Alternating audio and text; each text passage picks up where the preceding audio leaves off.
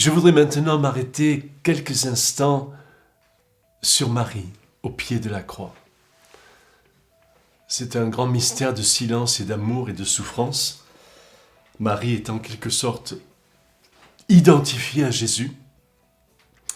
Et c'est là que son cœur, au pied de la croix, va être ouvert par la parole de Jésus. Ne l'oublions pas.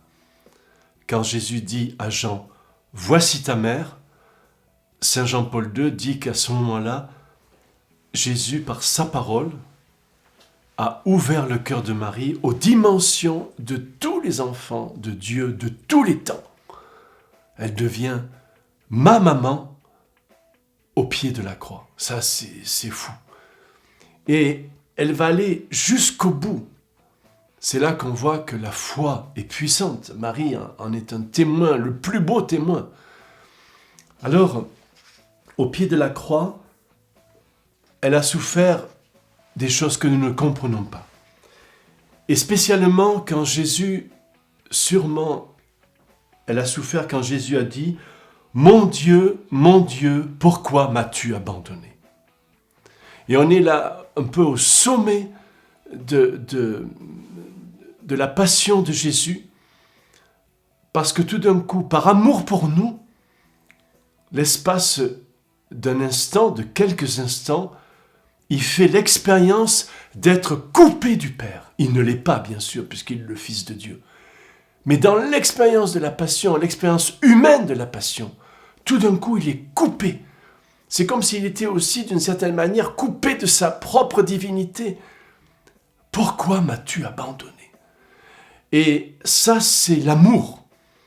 Et Marie, qui est au pied de la croix, j'en suis sûr, elle n'a pas compris au sens intellectuel, bien sûr, mais dans la profondeur de sa foi, elle a saisi qu'il y avait quelque chose de fou et de tellement important, de décisif pour nous et pour elle.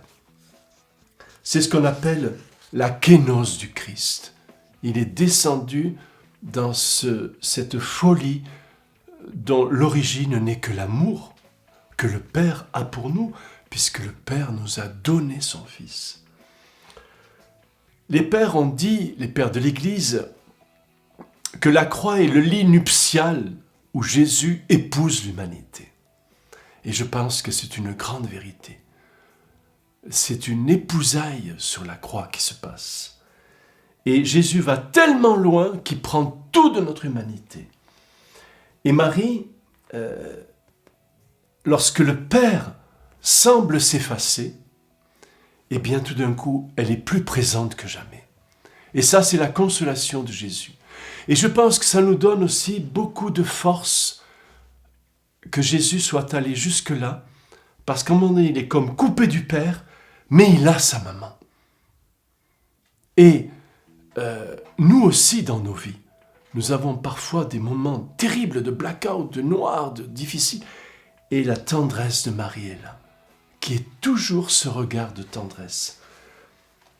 Lorsque le Père semble s'effacer, la Mère est là. Et ça, c'est comme une délicatesse du Père pour nous et pour Jésus. Il s'efface quelques instants pour que l'enfant se tourne vers sa maman. Et pour nous aussi, quand Jésus semble se taire, il faut nous tourner vers la Mère. Et alors là,